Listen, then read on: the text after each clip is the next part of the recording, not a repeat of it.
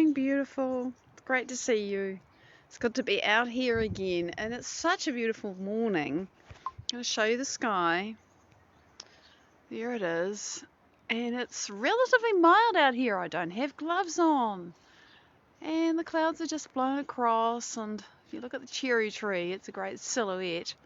But it's not moving much, and now that the exposure is getting easier for you, you can see that the leaves are changing. Actually, the best view of the cherry tree is from the window because you can really see the colours. You can't see them much from underneath, but you can see them on the ground. And this is a part of it that I really like. This, is finding these little gems. Hello, Mike. It's lovely to see you live. Just finding these gems on the lawn. There's a little picture, red and yellow and green and very brown. And what else have we got? It's just beautiful. Good morning, good morning. Beautiful being with the pink hair. I just can't remember your name right now, but it's lovely to see you and I recognize you. So thank you for joining in. I just love these colors. Look at this. It's like a sunrise. It's just glorious. And let's not forget the fact that there's green around it, which is what makes the colors so beautiful. Look at this one. It's all eaten like it's lace. I know, they're just fallen leaves, but they're so gorgeous. It's you, Eves. I knew it was somebody I knew and loved. So there we go. Here's the early winter garden, and there you go. You can see the colours on the cherry tree better, and it's just lovely here. Very late roses, just a few of them.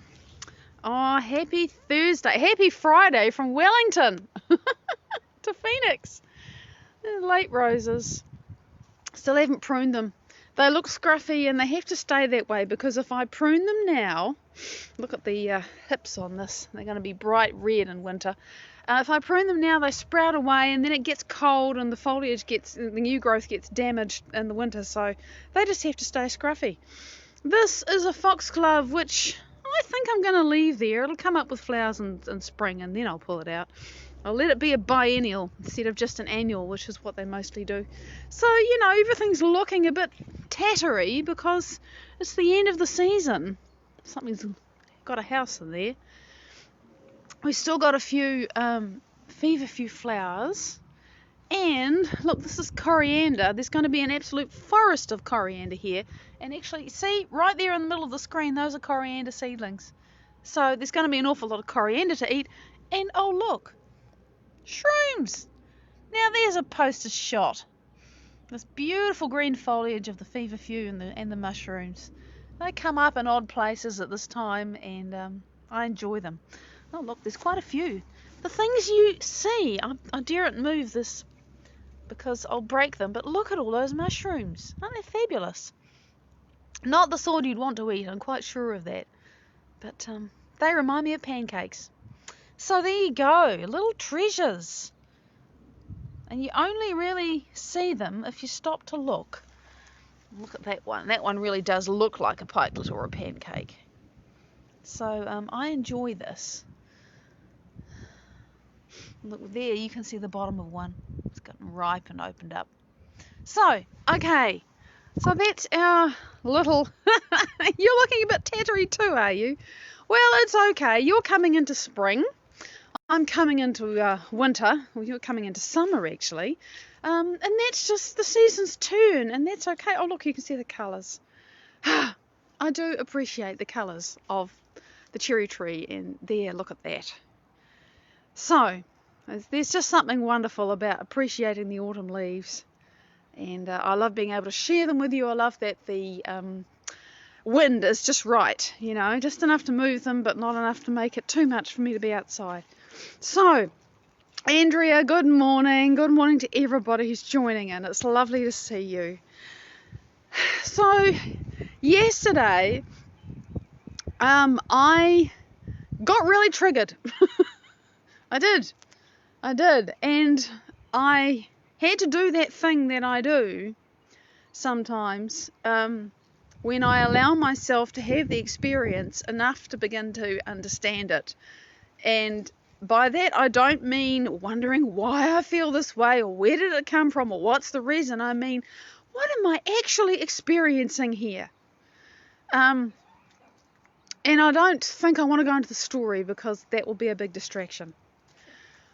But the point was that I connected with something really big that I recognised about myself that I've never recognised before in 54, nearly 55 years. And it was big, and I've been working with it since. But something that helped me to shift my state, because I was feeling very angry and very resentful and very disempowered and like crying when I thought about the thing. And it's like, what the hell is going on here? This is not me. This is an old self. This is an old version of me that is saying, I don't want to die. So let me find any excuse to come up and scream and get another fix of what I'm used to feeling, which was all of those emotions, right? Because I haven't been inhabiting those emotions very much, at least not consciously. So when they become conscious and I'm thinking, what the hell is this about? I will stay with them for long enough to get some idea. And it was worth doing. But it was unpleasant. And there came a point where I thought, I've got to break this. I've got to get out of this because I could feel my brain getting worse. You know how Joe Dispenza says, my inspiration, Dr. Joe Dispenza, if you analyze your life within the bounds of some disturbing emotion, you're going to make your brain worse. You're going to get more stressed. You're going to get more upset. Your brain is going to go further into feeling like it's either got to run from a lion, fight an enemy, or hide from something scary. That's what he means when he says you're going to make your brain worse. It's going to get bigger inside you. It's going to spiral up and get more ugly. And because I am familiar with how this feels when it happens, I was watching it happen and I thought, I have to stop this. I've done this now. I've done this enough now. I've got the insight. This has to stop. Oh shit, how do I do that? Oh, hang on a minute.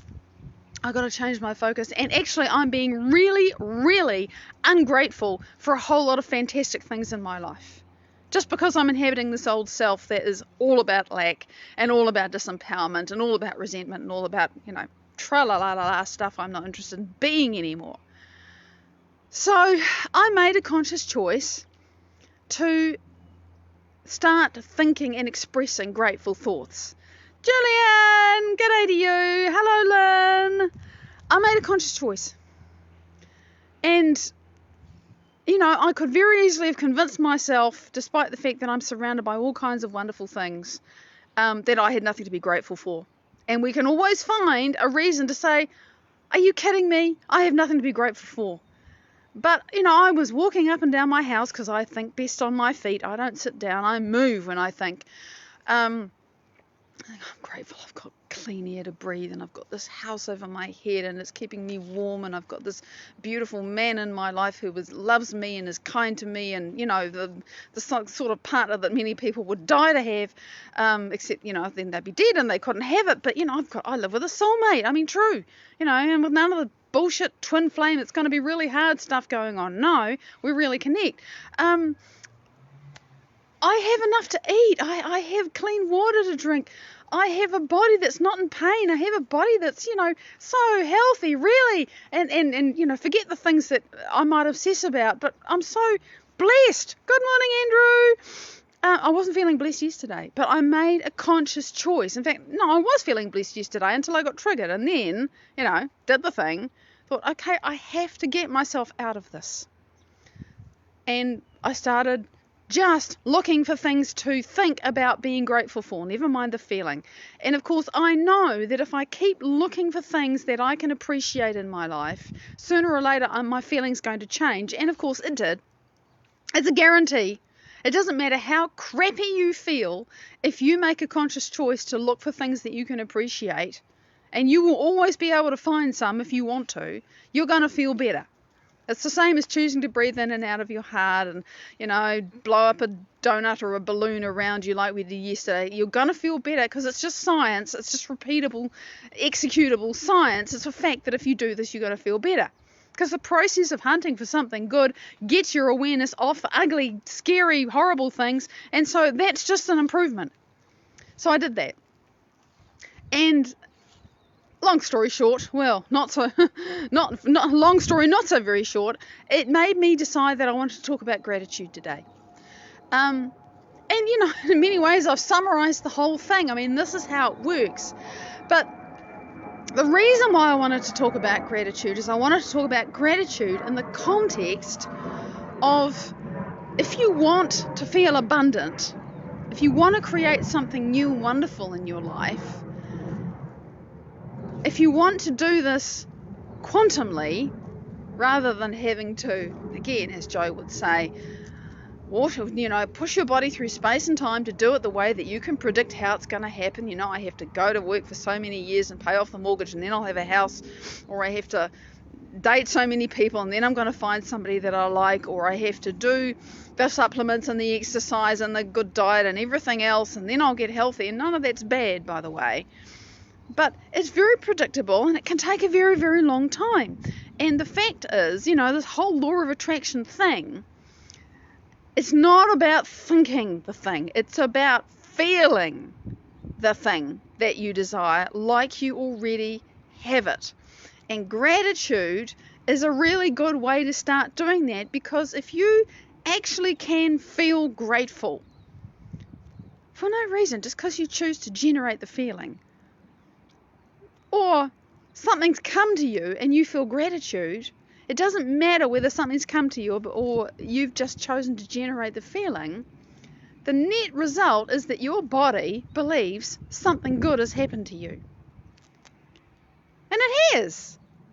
Chemically, neurologically, epigenetically, in every way, if you are feeling gratitude, it doesn't matter whether something outside of you has happened to trigger that emotion or you've just created it yourself.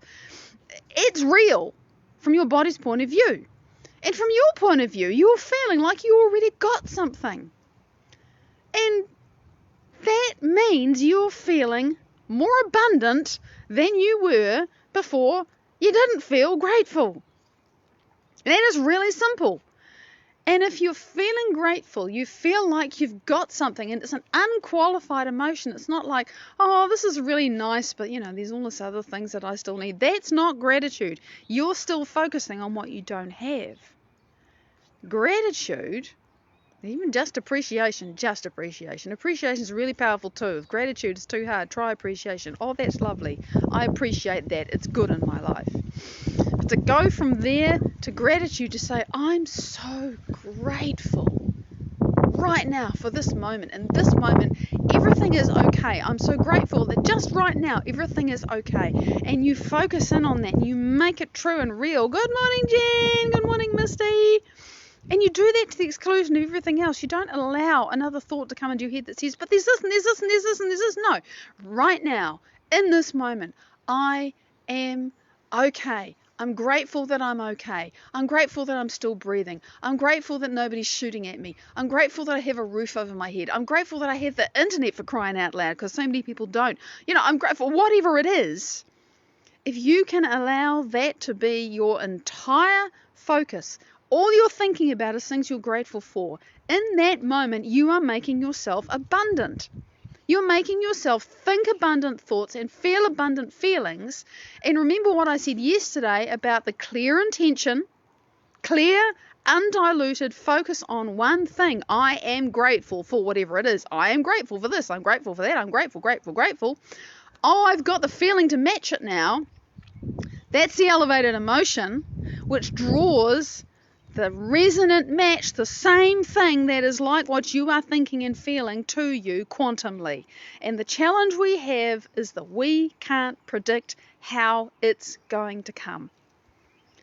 And the brain says, oh, but I've been so unwell for so long, and there's this and I've tried that, and there's all this stuff, and how can I possibly get better?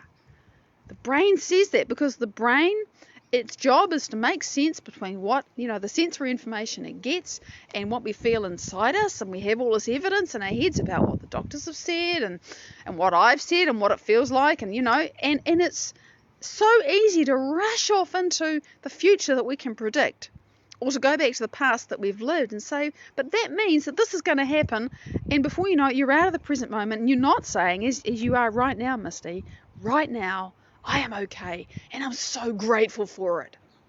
And in that instant, you are giving your body a taste of the future where you are okay. If you generate that feeling for yourself, independent of anything outside of you, that's even more powerful, because then you don't need anything to help you give your body a taste of the fact that, hey, I'm okay and I'm so grateful for it. Because if you can keep sending your body that chemical signal, you're going to change how your body is behaving chemically and emotionally and neurologically in every way. This is what we do. Hey, Britt, it's lovely to see you. So gratitude, if nothing else, if you can focus on something beautiful and be grateful for it and find more things to be grateful for and find more things to feel grateful for until you actually viscerally feel it, even just a little bit, you are making yourself a resonant match for whatever it is that you most want to be grateful about. And when you are a resonant match for it, the universe says, oh, yay, I can finally give them what they want. That's how it works. That is the law of attraction. It's not just another thing, I'm rich, I'm rich, I'm rich. No, I've got to feel rich. This has been, the thing that I've been just troweling through my internal resistance, mining through my internal resistance for a long time now. Because I'm just slowly discovering how deeply lackful I have been in the past. And the more I am no longer that, the more every part of me that is still that comes up and screams at me. That happened again yesterday. And I learned something very powerful about myself that I didn't know, because I know what to do when that happens now. Thank you, Andrew. I'm grateful for having you jump on and join in with me. It's so nice that you jump on and join in, all of you. I mean, this wouldn't happen without you, right? We couldn't have a conversation. So let me look at the clock. Okay, so this is the thing, to make yourself a resonant match, to do the law of attraction thing. It really isn't about sitting there and thinking, I'm vibing with the thing that I want, and zoom, zoom, zoom, mentally. This was always how I felt. I thought it was this great mental focus, having this kind of determination that it was going to happen for me. And I very quickly discovered that didn't do squat. Because, of course, there was all this argument, first of all in my mind, because my brain was not coherent. And secondly, my body was saying, yeah, right. Are you kidding me? Nah, get real. And because, remember, your body is 95% of who you are. Your body is your unconscious and your subconscious minds. It does a lot of stuff for you. It can send signals up to your brain to think familiar habitual thoughts so that it gets its normal familiar habitual dose of chemistry.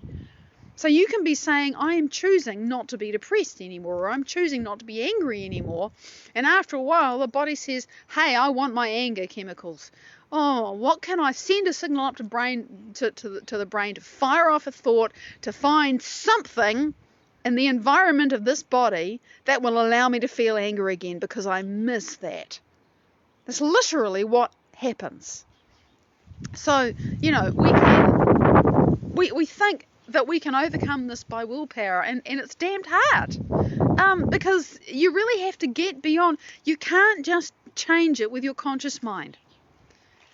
You have to get beyond your conscious mind. Your conscious mind is 5% of who you are. You have to get into the 95% and change that. And you do that by having a different feeling. You do that by having a different feeling. And you do that by taking your attention off the things you don't want and putting it on what you do want, and focusing on how it feels to have it. And believe me when I say I know how impossible that can feel to do. It was this complete, I don't understand how to do that. It was like standing in front of a brick wall and kind of pushing on it with one finger and thinking, what?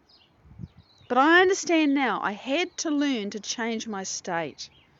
I have to learn to make my heart coherent, make my brain coherent, and change how I'm feeling. I did that last night. I got through everything quickly. I mean, I always meditate in the morning, but last night I thought, I medically need to do this. Thank you, Jan. I'm glad it's helpful. Really is. I sat down and I meditated again last night for about another hour and a half because I needed to move through this stuff that came up. It was deeply painful and deeply limiting. And I recognised, and I thought, I want to wait until tomorrow morning to do this. So I had the time. I spent the time investing in me and my future. And, God, yes, going back forward into whatever, that person that I connected with a few days ago, to move out of this state of being, which was so powerful and so overwhelming that I couldn't get it out of my mind. I couldn't stop it. But I've shifted out of it. And, things do rear their ugly heads occasionally. But I know when it does, it's just so I can overcome it. And by overcome it, I mean I'm going to change my state. I am not going to inhabit that state of being. Because I know what it's doing to me. It was interesting because I know I spent a couple of hours going, and feeling it. And I had dinner. And bits of me hurt. Physically, they hurt. And I thought, I know I did this to myself through allowing this state to remain in my body. I did it. And I changed my state and it went away. We are this powerful. So that is really what I wanted to say to you. You got to make yourself a thought and felt and visceral resonant match with what you desire in your life, and then it can find you, but you can't predict how it's going to happen. Now, it's Friday, so look out for Resonant Replays over the weekend, and I'm going to do something that I've never done before. It's a public holiday on Monday, and I'm going to have a public holiday too. So we're going to have a 3-day weekend, and I will pick some really lovely replays for you to enjoy. If you're not here in New Zealand and probably Australia and anywhere in the Commonwealth, then it's probably a normal day for you. But we're celebrating Queen Elizabeth's birthday, and that's going to be a day off, and for once, for the first time ever, I'm going to give myself a public holiday. So this is about me loving me and loving you, choosing when I turn up and show up to be with you because it's what I desire and what's right for all of us. So very much love. I will see you on Monday, Tuesday. I am going to have a lovely weekend. You too. Big love. Until then. Bye-bye.